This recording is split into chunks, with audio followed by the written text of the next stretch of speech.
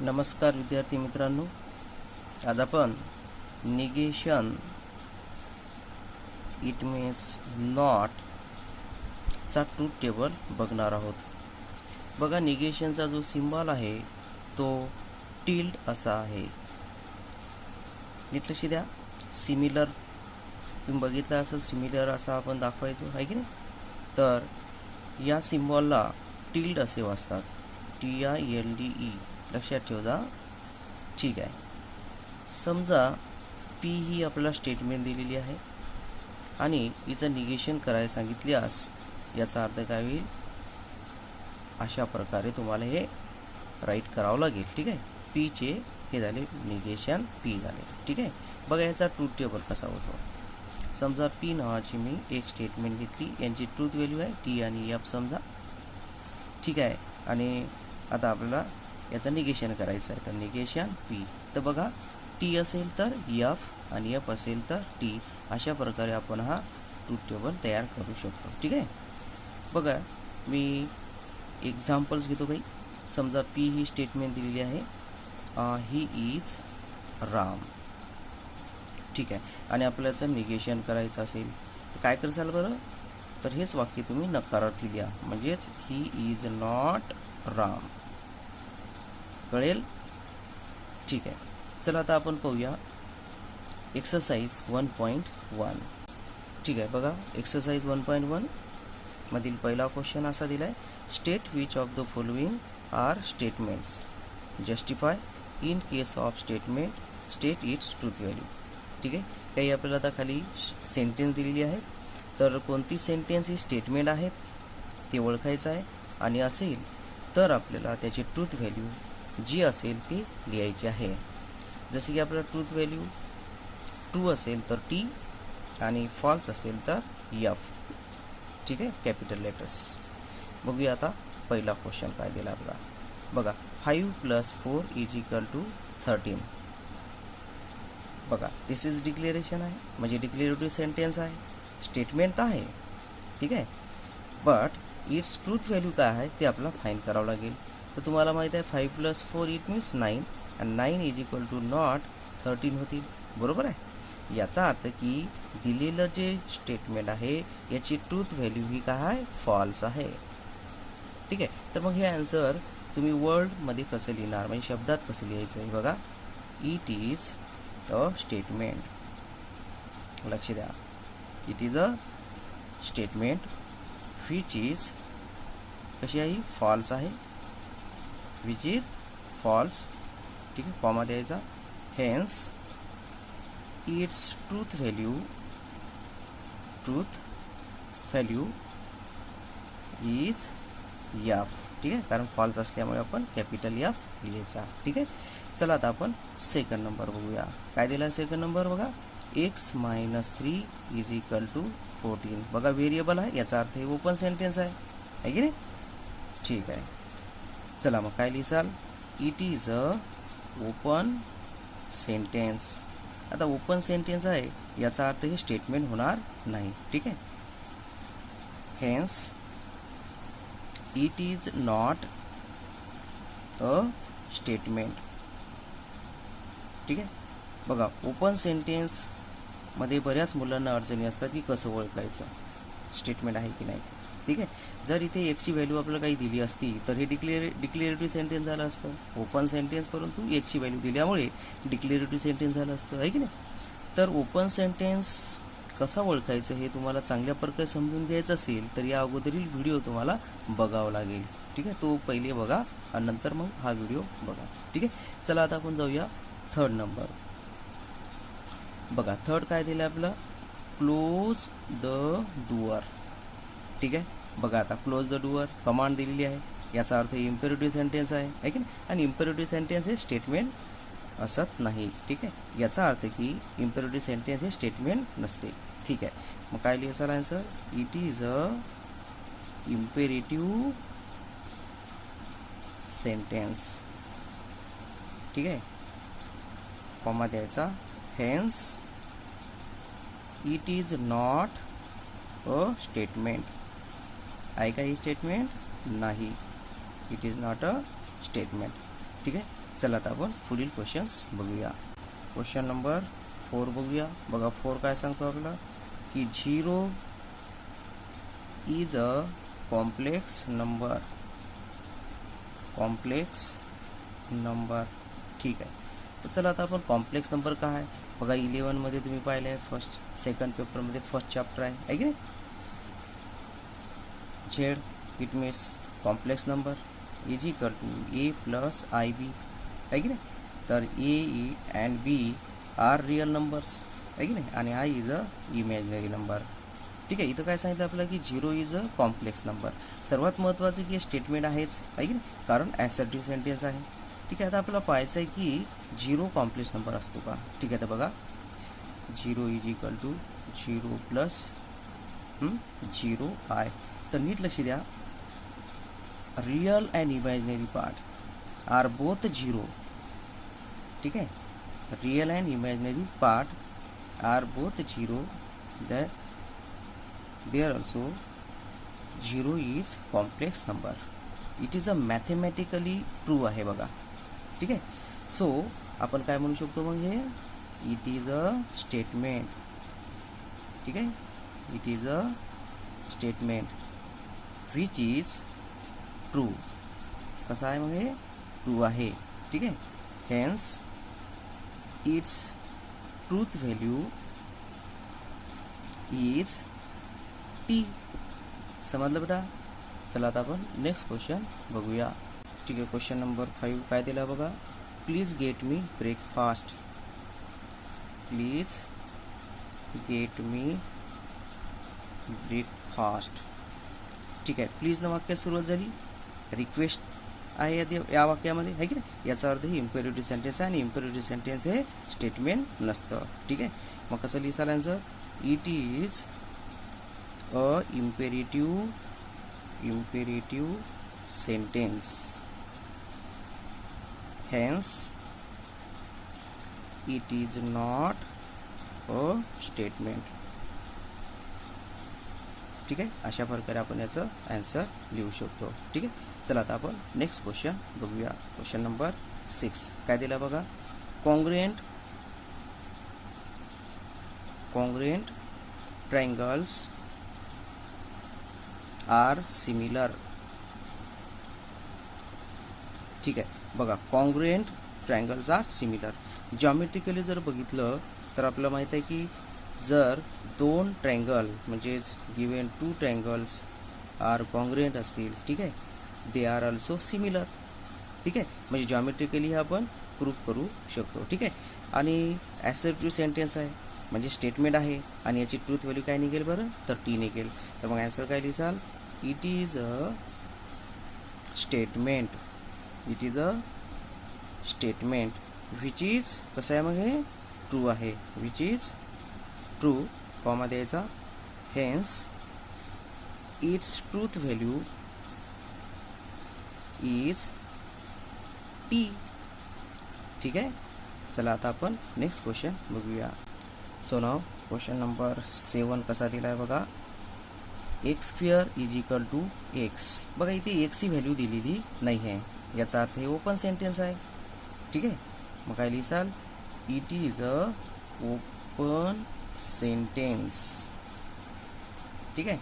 Hence it is not a statement.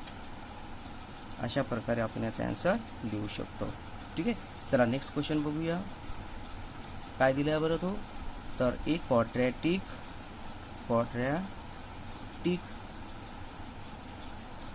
Equation can not have more than 2 value. More than 2 value म्हणजे 2 roots. नीट लक्ष द्या की quadratic equation आपण class 9 आणि class 10 तसेच 11 पर्यंत पाहिलेलं आहे की नाही. तर क्वाड्रॅटिक इक्वेशन सोडवण्याचे आपण एकूण 3 मेथड्स बघितलेले आहेत. Factorisation method, completing square method, formula method. यामध्ये आपण काय करायचो बघा की जे काही व्हेरिएबल असायचं ठीक आहे. त्या व्हेरिएबलचे आपण एकूण 2 व्हॅल्यूज काढत जायचो आहे की नाही. याचा अर्थ की ह्या त्याच्या रूट्स असायच्या. 2च्या व्यतिरिक्त जास्त काढायचो का आपण? नाही. ठीक आहे. So the given statement is true, so its value is T. समजेल? ठीक आहे. मग आन्सर काय लिहिसाल बघा. It is a statement. Statement तर आहे की नाही. आणि कशी आहे ती? Which is true. Hence its truth value is T. ठीक आहे. कळतंय तुम्हाला? चला आता आपण नेक्स्ट क्वेश्चन बघूया. 9 काय दिला बघा. Do you like mathematics. Do you like mathematics. बघा क्वेश्चन मार्क आहे, याचा अर्थ क्वेश्चन आहे हा आहे की नाही. So interrogative sentence is not a statement. या अगोदर व्हिडिओमध्ये आपण बघितलं होतं टाईप्स ऑफ सेंटेन्समध्ये. ठीक आहे. तर मग काय करूया आपण? ॲन्सर तयार करूया, कारण ही स्टेटमेंट तर नाही आहे. So it is a interrogative sentence. Interrogative कारण द्यायचं. It is a interrogative sentence. ठीक आहे. Hence it is not a statement. अशा प्रकारे आपण याचा आन्सर तयार करू शकतो. ठीक आहे. 10 नंबर क्वेश्चन काय दिला बघा. The sun sets in the east. In the east. ठीक आहे. तर दिस इज असर्टिव्ह सेंटेन्स. ठीक आहे. And its truth value is T, कारण सूर्य पश्चिमेलाच मावळतो ना. ठीक आहे. मग कसं लिहायचं answer? It is a statement. It is a statement which is true. Hence its truth value is T. ठीक आहे. चला आपण नेक्स्ट बघूया.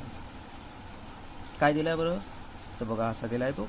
All real numbers are whole numbers. आता बघा सर्वच्या सर्व रियल नंबर्स हे तर होल नंबर होणार नाहीत आहे की नाही. स्टेटमेंट तर आहे कारण असर्टिव्ह सेंटेन्स आहे, but it's truth value is F. ठीक आहे. सो आन्सर तयार करा. कसं करसाल मग? It is a statement. It is a statement which is कसा आहे? फॉल्स आहे. which is false. hence its truth value is f. ठीक आहे. चला नेक्स्ट बघूया.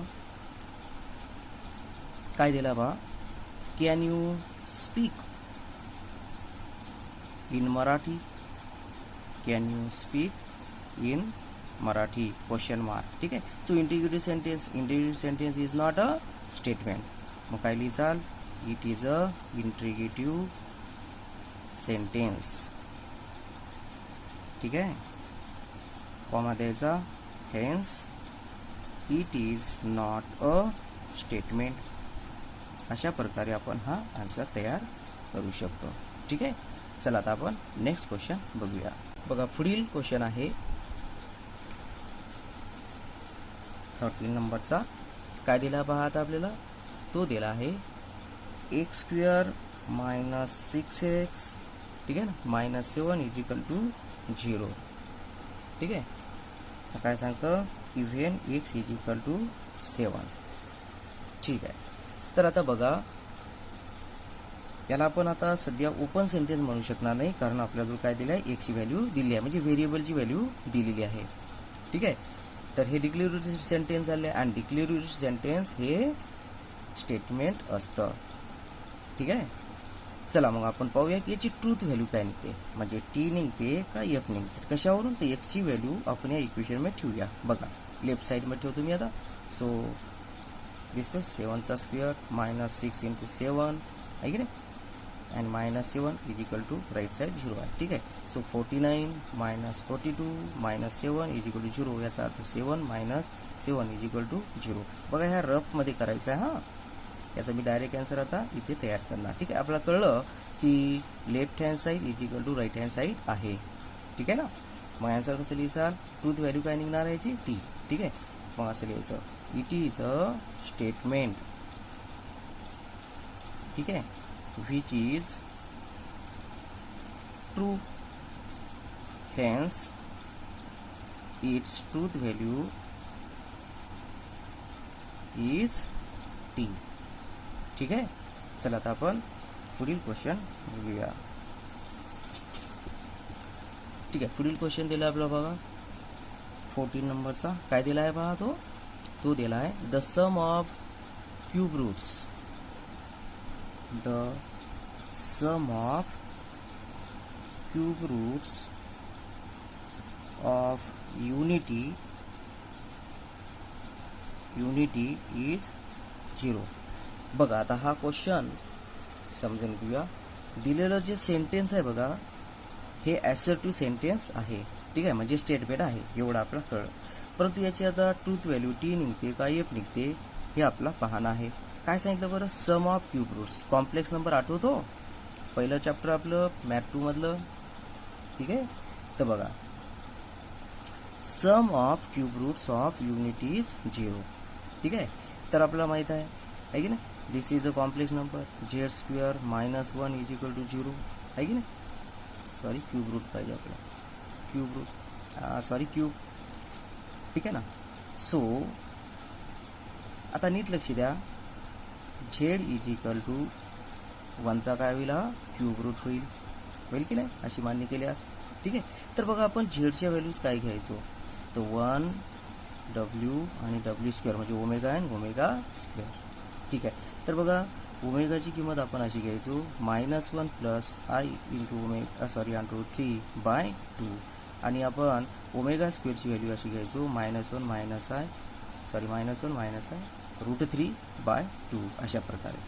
तर बघा आपलं काय सांगितलं की सम सांगितलेलं आहे, म्हणजे यांची आपल्याला काय करावं लागेल, ॲडिशन करावं लागेल. ठीक आहे ना. मग बघा 1 प्लस ओमेगा स्क्वेअर. ठीक आहे. तर 1 प्लस ओमेगाची व्हॅल्यू काय आहे, दिसते इथे -1 प्लस आय √3/2. ठीक आहे. प्लस त्यामध्ये आपल्याला काय करायचं आहे, ती व्हॅल्यू मिळवायची आहे. काय बरं ती, -1 मायनस आय √3/2 अशी. ठीक आहे ना. चला आता आपण एक काम करा, पहिले काय करा, आता हे प्लस आणि हे मायनस कॅन्सल करा. ठीक आहे. चला मग आपण ती कॅन्सल केली तर काय उरलं आपल्याजवळ आता पहा, तर 1 मायनस हाफ आणि इथे प्लस मायनस आणि प्लस मायनस हाफ. ठीक आहे. आपण याला जर व्यवस्थित सॉल्व केलं तर आपल्याला काय लक्षात येते बघा, जरा व्यवस्थित लक्ष द्या. याचा डिनॉमिनेटर नाही म्हणजे किती आहे, 1 आहे. चला येतं 2/2 असं मानतो. ठीक, मायनस म्हणजे 2 न मल्टिप्लाय केलं, न्यूमरेटर ॲज वेल ॲज डिनॉमिनेटर. ठीक आहे. सो 1/2 -1/2. बघा आता डिनॉमिनेटर सेम झाला 2. ठीक आहे. याचा अर्थ 2 -1 याचा अर्थ काय होईल बरं, 2 -1 -1 -2/2. याचा अर्थ 0/2. याचा अर्थ काय 0. तर याचा अर्थ आपल्याला काय कळला बघा, की 1 प्लस ओमेगा स्क्वेअर म्हणजेच का हा क्वेश्चन बघा, the sum of cube roots of unity is 0. नीट लक्षात, इथं जर प्रॉडक्ट असता म्हणजे असं असते, the product of cube roots of unity is 1 येत असते. ठीक आहे, प्रॉडक्ट असेल तर. परंतु इथे सम होती म्हणजे 0 येणार. ठीक आहे. तर याचा अर्थ की याची ट्रूथ व्हॅल्यू काय निघणार आहे, मग आपली टी अशी निघणार आहे. ठीक आहे. व्यवस्थित लिहून घ्यायचं आहे आणि हे रफमध्ये लिहायचं आहे प्रॅक्टिस म्हणून तुम्हाला. ठीक आहे. आता आपण याचं सोल्युशन लिहूया, म्हणजे आन्सर लिहूया. कसं लिहिसाल बघा, तर स्टेटमेंट तर आहेच आहे, तर इट इज अ स्टेटमेंट. ठीक आहे. आणि विच इज कशी आहे मग, ट्रू आहे. मग द्यायचं hence its truth value is T. ठीक आहे. चला आता आपण नेक्स्ट क्वेश्चन बघूया. सो 15 बघा, पहिले एक्सरसाइज मला जो फर्स्ट क्वेश्चन आपण बघतोय त्यामधील हे शेवटचा क्वेश्चन आहे. सो काय दिला पहा, it rains heavily. It's rain heavily.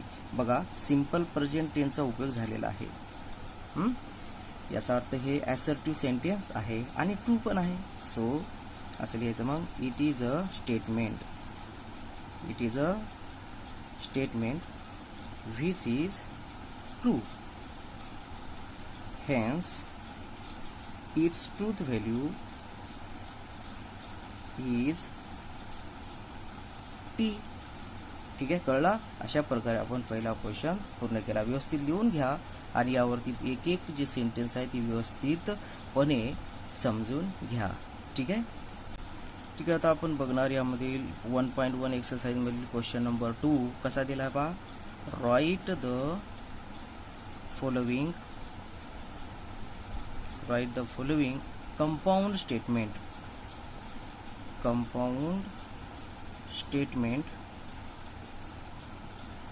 ठीक आहे, कंपाऊंड स्टेटमेंट्स सिम्बॉलिकली.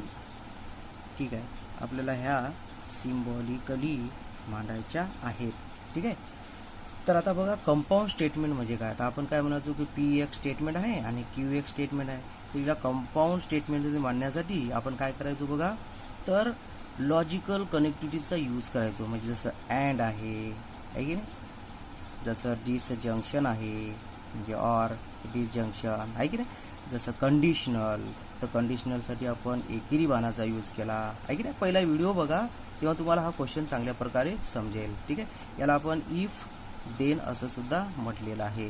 ठीक आहे, बाय कंडिशनल म्हणजेच बघा इथे हे बाय कंडिशनलचा सिम्बॉल आहे की नाही.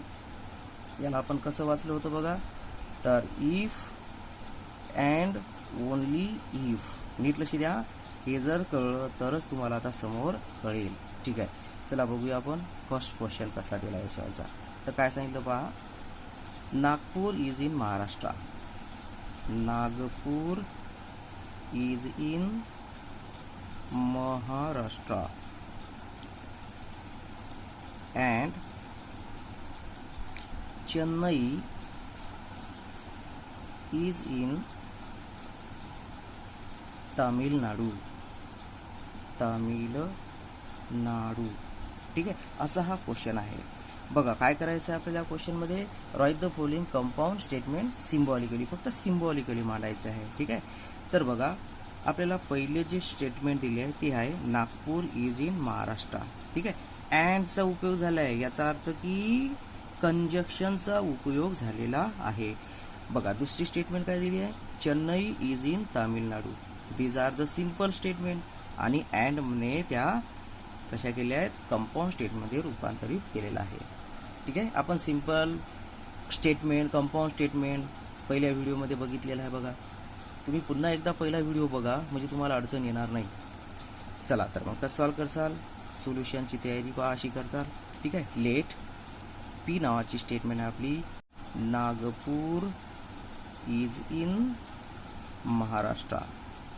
ठीक आहे, ही झाली आपली पी स्टेटमेंट. आता क्यू स्टेटमेंट तयार करू. ती कशी आहे, चेन्नई इज इन तामिळनाडू. ठीक आहे, तर आता आपल्याला याचा सिम्बॉलिक फॉर्म तयार करायचा आहे. मग कसं लिहिसाल, द सिम्बॉलिक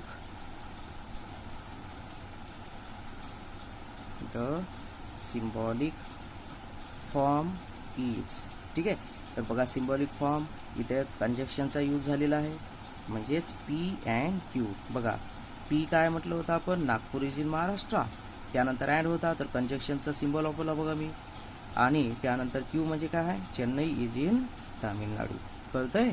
व्यवस्थित अभ्यास करा, हे लिहून घ्या सर्व व्यवस्थित, म्हणजे तुमचं लक्षात येईल. ठीक आहे, चला आपण यावरतील सेकंड क्वेश्चन बघूया. सेकंड क्वेश्चन असा दिला आहे बघा, ट्रायंगल इज इक्विलॅटरल और आयसोस्केल.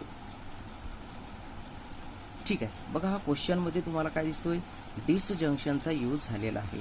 ठीक आहे, चला मग हे एक कंपाऊंड स्टेटमेंट आहे, याचे पहिले आपण सिंपल स्टेटमेंट तयार करूया. जसं पहा, लेट पी नावाची सिंपल स्टेटमेंट आपण तयार करू. Triangle is equilateral. ठीक आहे, ट्रायंगल इज इक्विलॅटरल. ठीक आहे. आता क्यू नावाची स्टेटमेंट तयार करा. ट्रायंगल इज आयसोस्केल. ठीक आहे ना. तर यांचा सिम्बॉलिक फॉर्म तयार करायचा आहे. द सिम्बॉलिक फॉर्म इज, बघा आता सिम्बॉलिक फॉर्म कसा तयार होईल, तर डिसजंक्शनचा जो सिम्बॉल आहे तो कसा आहे, ऑर असा आहे. याचा अर्थ पी ऑर क्यू. समजतंय? ठीक आहे, चांगला अभ्यास करा. बघा थर्ड नंबर काय दिला आपल्याला. The angle is right angle.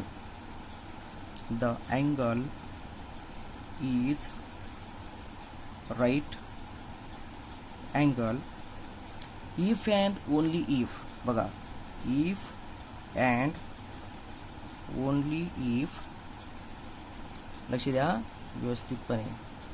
If and only if it is of measure 90 degree. असा हा आपला क्वेश्चन दिसतोय. ठीक आहे. बघा the angle is right angle if and only if it is of measure 90 degree.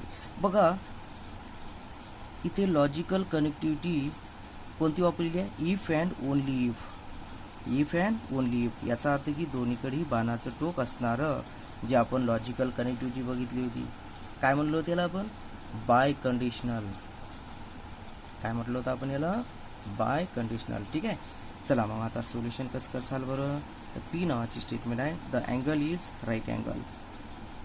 The angle is right angle. ठीक आहे. आणि क्यू काय तयार होईल बरं, तर बघा it is of measure 90 degree. चला मग याचा सिम्बॉलिक फॉर्म तयार करा. द सिम्बॉलिक फॉर्म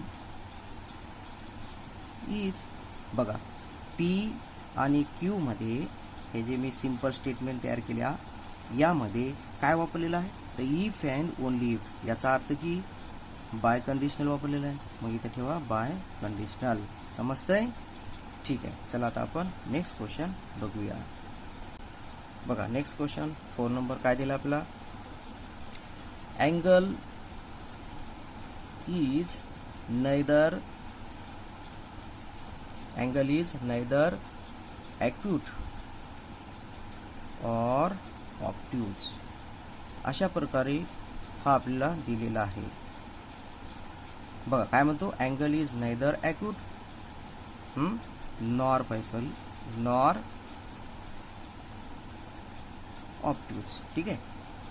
तर आता बघा नैदर नॉरचा यूज झालेला आहे. ठीक आहे ना.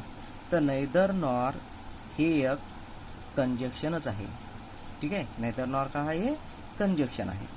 ठीक आहे. चला आता नीट लक्ष द्या. नैदर नॉर नकारार्थी कंजक्शन आहे की नाही. तर बघा मी कसं सॉल्व करतोय. लेट पी नावाची स्टेटमेंट तयार करतो. Angle is acute. ठीक आहे. आणि क्यू नावाची स्टेटमेंट तयार करतो. Angle is obtuse. ठीक आहे. बघा हे दोन्ही पण निगेटिव्ह आहेत म्हणजे नकारार्थी आहेत. याचा अर्थ की तुम्हाला काय करणं, याचा सिम्बॉलिक फॉर्म तयार करताना नीट लक्ष द्या. सिम्बॉलिक फॉर्म तयार करताना काय करावं लागेल की पी तर काय आहे, angle is neither acute nor obtuse असं सांगितलेलं आहे. याचा अर्थ की हा निगेशन पी असा तयार करावा लागेल. ठीक आहे. आणि कंजक्शन ठेवावं लागेल आणि निगेशन क्यू. समजते तुम्हाला की अँगल हा नैदर होता. इथे पहा नैदर नॉरचा यूज आहे. आणि नैदर नॉर हे नकारार्थी वाक्यात वापरलं जातं. इंग्रजी ग्रामर थोडंफार आलं पाहिजे बेटा. ठीक आहे. आणि नैदर नॉर हे एक स्वतः कंजक्शन आहे. ठीक आहे. समजतंय? जरा व्यवस्थित अभ्यास करा. ठीक आहे. चला नेक्स्ट क्वेश्चन बघूया. म्हणजेच क्वेश्चन नंबर 5 यामधला काय सांगितले पहा. If triangle is right angle. If triangle ABC is right angle. ठीक आहे. Right angle at B. If and only if comma आहे. Then measurement of angle A plus measurement of angle C is equal to 90 degree. ठीक आहे, असा question आहे बघा. If triangle A B C is right angle at B then measurement of angle A plus measurement of angle C is 90 degree. ठीक आहे, बघा इथे logical connectivity कोणती आलेली आहे ती बघूया आपण पहिले. तर इफ देन, तर इफ देन कुठे पाहिलं होतं आपण, बघा कंडिशनलमध्ये पाहिलं होतं आहे की नाही. याला इम्प्लिकेशन असं आपण म्हटलं होतं. ठीक आहे. बाय कंडिशनल म्हणजे डबल इम्प्लिकेशनचा यूज कधी होणार, जेव्हा इफ अँड ओनली इफ असेल. ठीक आहे, इथं फक्त इफ देन आहे, याचा अर्थ काय आहे मग हे, तर कंडिशनल म्हणजेच इम्प्लिकेशन. ठीक आहे, चला मग आता आपण याला सॉल्व्ह करूया. सो नाव लेट पी नावाची स्टेटमेंट जी आहे सिंपल स्टेटमेंट तयार करूया ना. So triangle A B C is right angle. मग या triangle A B C is right angle at B. ठीक आहे, आता क्यू नावाची स्टेटमेंट तयार करूया. काय सांगितलेलं आहे, measurement of angle A plus measurement of angle C is equal to 90. ठीक आहे, तर यांचा सिम्बॉलिक फॉर्म तयार करा. द सिम्बॉलिक फॉर्म इज काय होईल मग, पी इम्प्लिकेशन क्यू. कळेल, व्यवस्थित अभ्यास करा. ठीक आहे, चला आता आपण नेक्स्ट क्वेश्चन पाहूया, म्हणजेच 6 नंबर. काय दिलं आहे बघा, Hima Das wins gold medal. Hima Das wins gold medal. Gold medal. ठीक आहे, इफ अँड ओनली इफ काय वापरलेलं बघा, if and only if she run fast. She run fast. चला नीट लक्ष द्या. इथे बघा लॉजिकल कनेक्टिव्हिटी कोणती वापरलेली आहे, इफ अँड ओनली इफ. याचा अर्थ की बाय कंडिशनल म्हणजे दोन्हीकडेही बाणाचं टोक असलेलं सिम्बॉल. ठीक आहे, बाय कंडिशनल डबल इम्प्लिकेशन असं आपण म्हटलं होतं. तुम्ही पहिला व्हिडिओ बघा व्यवस्थित. ठीक आहे, सो नाव सोल्युशन तयार करूया. लेट पी नावाची स्टेटमेंट काय मग, Hima Das wins gold medal. ठीक आहे, तर Hima Das wins gold medal.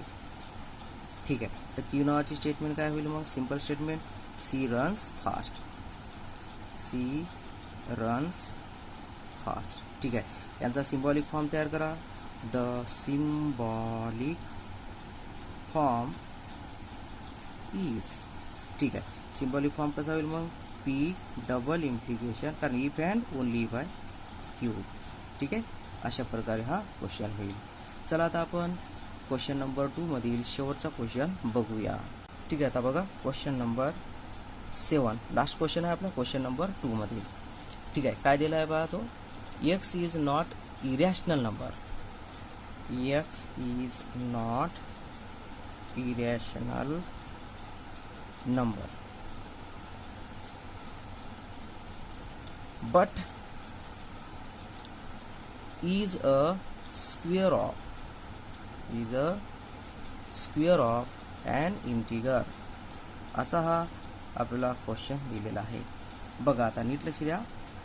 X is not a irrational number but म्हणजे कंजक्शन आला. ठीक आहे, and but neither nor as soon as हे काय असतील तर कंजक्शन असतील. Is a square of an integer. बघा ही एक सिंपल स्टेटमेंट झाली आणि ही एक सिंपल स्टेटमेंट झाली. दोन्ही पण सिंपल स्टेटमेंट ह्या कशात जोडलेल्या आहेत, बटने जोडलेल्या आहेत. परंतु नीट लक्ष द्या, पहिलं जे सिंपल स्टेटमेंट आहे या ठिकाणी त्यामध्ये नॉट आलेला आहे, याचा अर्थ की निगेशनचा यूज करावा लागेल. ठीक आहे, सो नाव लेट पी नावाची स्टेटमेंट काय आपली, X is irrational number. X is irrational number. ठीक आहे, आणि क्यू नावाची स्टेटमेंट काय आहे मग, X is a square of an integer. ठीक आहे, आता यांचा सिम्बॉलिक फॉर्म तयार करा. The symbolic form is. ठीक आहे, बघा पहिली जी स्टेटमेंट आहे ही निगेशनमध्ये आहे म्हणून निगेशन पी. ठीक आहे, आणि कंजक्शन काय आलेलं आहे, बट आले म्हणून अँड. दुसरी स्टेटमेंट आपण क्यू समजलेली आहे, म्हणजेच Q is a square of an integral. Do you understand? ठीक आहे. बघा आता आपण 1.1 या एक्सरसाइजमधील क्वेश्चन नंबर 1 तसेच क्वेश्चन नंबर 2 पूर्ण केलेला आहे. हा व्हिडिओ समजून घेण्यासाठी मी तुम्हाला पुन्हा एकदा विनंती करतो की या अगोदरचा म्हणजेच पार्ट 1चा व्हिडिओ तुम्ही पहिले बघा. ठीक आहे, कारण पहिला व्हिडिओ बघितला तरच तुम्हाला या व्हिडिओमध्ये समजायला मदत होईल. धन्यवाद.